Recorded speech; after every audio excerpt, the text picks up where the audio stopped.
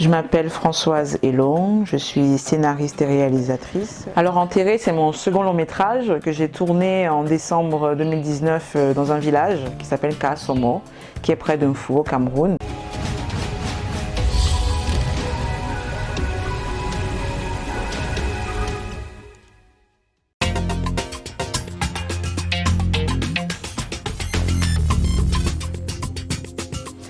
Je m'appelle Françoise Elong, je suis scénariste et réalisatrice, et notamment du long métrage Waka.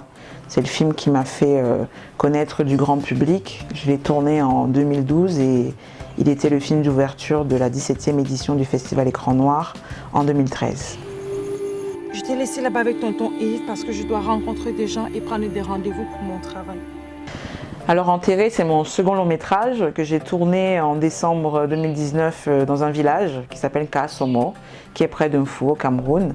Et le film en fait c'est l'histoire de quatre amis d'enfance qui ont grandi ensemble dans le même orphelinat et qui font en fait des retrouvailles un peu particulières ensemble et qui s'adonnent à un jeu que l'un d'eux, celui qui les a rassemblés là, a initié. Et il se trouve que ce jeu, en fait, va faire, disons, ressurgir d'anciens démons. Voilà. On est presque arrivé. Qu'est-ce qu'on fait ici exactement? Quand on démarre son existence dans la souffrance, à un moment donné, ça doit aller. Voilà pourquoi nous sommes ici, les amis. Il est temps qu'on vive. C'est un long métrage qui dure 88 minutes et qui, j'espère, normalement sortira cette fin d'année 2020. Alors, le sujet d'Enterré, en fait, c'est un sujet un peu tabou en Afrique. Ça veut dire que c'est des institutions auxquelles on ne touche pas, c'est des sujets qu'on aborde peu. Et j'essaie d'allier à chaque fois, je pense que divertissement et engagement font très bon ménage au cinéma, mais là c'est vrai qu'il s'agit d'un film qui est beaucoup plus engagé, ça veut dire qu'il y a vraiment tout un discours autour du film, et un discours qui va au-delà du contexte dans lequel se trouvent les personnages. Donc l'idée est vraiment on dit souvent quand on fait des films qu'on veut interpeller les gens, qu'on veut les faire réfléchir, on veut faire en sorte qu'ils voient les choses différemment. Et bien sur Enterré, je ne déroge pas tellement à la règle, mais je vais aller plus loin que ça. Je veux que les gens se sentent obligés d'écouter. Parce que voilà, c'est quelque chose qui a l'air simple comme ça quand on te le dit, mais écouter est quelque chose d'extrêmement important et je pense qu'on n'écoute pas assez. En général, moi l'idée dans ce film, c'est de dire on va écouter, on va s'obliger à écouter et on parle aussi des responsabilités une fois qu'on a écouté. Maintenant qu'on sait ce qui s'est passé, quelle a été notre action, quelles ont été toutes les possibilités qu'on a eues d'agir sur ça, quelle a été notre responsabilité face à cette situation-là. Voilà, donc si je dois résumer ça, je dirais ça. Alors le tournage a été un moment assez particulier et assez intense. Nous avons fait une préparation assez longue qui a duré presque 3 mois. Entre le moment où le projet a vraiment démarré et le moment où on se retrouve en Kaasomo pour tourner. Et Kaasomo en fait est un village qui nous a littéralement adoptés. Ça veut dire que tout le monde dans ce village, même l'animal qui était dans le village, genre un chien, etc., on avait l'impression que tout le monde veillait sur nous en fait, que tout le monde était d'accord pour qu'on vienne tourner. Et ça a été une expérience assez fascinante parce que quand on fait un projet, le plus important et le plus difficile, c'est que tout le monde regarde dans la même direction. Ça veut dire que tout le monde veuille la même chose. Et il se trouve que pour Enterré, on regardait tous dans le même sens. Pour Enterré, on a vécu un plateau où à chaque fois qu'on avait besoin de silence, par exemple, pour tourner, tout le village s'y mettait en fait. Le mot passait et tout le monde disait s'il y a une musique qui est en train de se résonner de l'autre côté ou s'il y a une tronçonneuse en train de résonner de l'autre côté, tout le monde s'arrêtait. Juste le temps que notre séquence on puisse la tourner. Et dès qu'on disait couper, ben pareil, c'était la même chaîne pour que ça arrive jusqu'aux habitants du village et qu'ils reprennent normalement leurs activités. Donc vraiment, Nkasom, on nous a extrêmement bien accueillis, notamment la personne grâce à laquelle on a vraiment eu accès à beaucoup de choses, qui est Honorable Zambontumba, qui vraiment a été d'une aide inestimable pour qu'on se sente chez nous là-bas. Alors la vie d'enterré va forcément commencer par les festivals.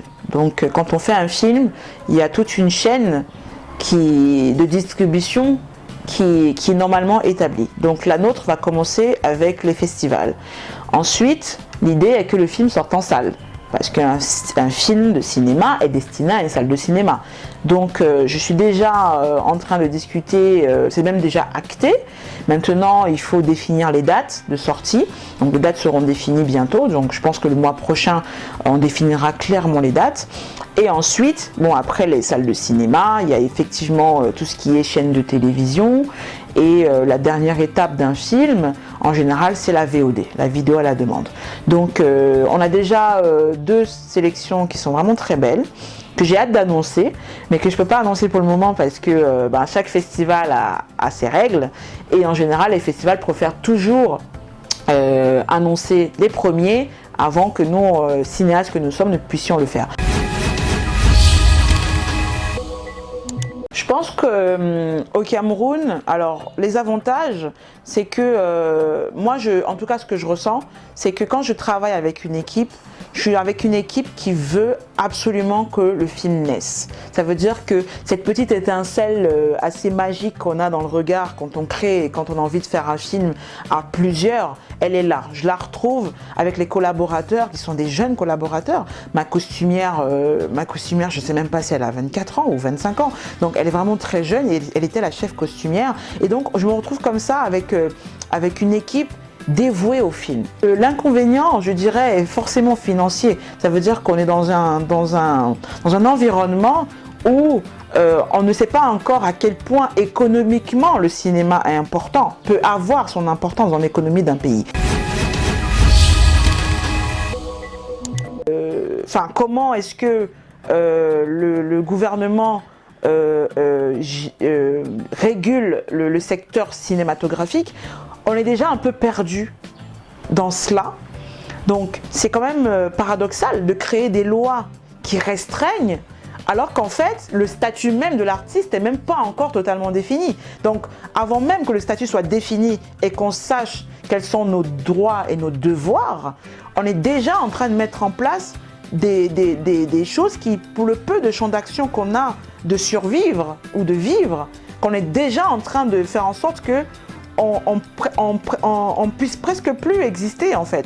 Et voilà, et je pense que c'est une frustration pour les artistes. C'est que lorsque les artistes demandent à être écoutés, à avoir un vrai statut, à être accompagnés, à être régulés, il n'y a pas de loi qui se crée, mais des lois sont créées sans leur concertation ou avec très peu de personnes qui viennent en fait complètement fermer les empêcher d'être indépendants. Et je pense qu'un artiste, son indépendance, c'est ce qu'il a de plus précieux. Alors, ce qu'il faudrait pour le cinéma au Cameroun, je pense qu'il faudrait déjà que, comme je disais tout à l'heure, le statut des artistes soit un peu mieux défini. Ça nous permettrait d'être plus organisés, ça nous permettrait d'être plus structurés. Je pense que notre secteur a besoin d'une vraie restructuration. On a besoin de créer des synergies aussi. Ça veut dire qu'il faut qu'on arrive à collaborer. Nous sommes des collègues. Il faut qu'on arrive à se mettre en tête qu'il ne s'agit pas d'une concurrence les uns contre les autres ou les uns envers les autres. Il s'agit vraiment de travailler ensemble. On n'arrête pas de le dire, mais on a l'impression qu'on ne comprend pas vraiment le sens de ce que veut dire travailler ensemble. Et aussi, je pense qu'il y a un grand besoin financier, évidemment, parce que les films ne se font pas sans argent. Et il y a aussi un autre besoin, c'est l'humilité. On a un gros problème d'humilité dans notre cinéma qui nous empêche de collaborer.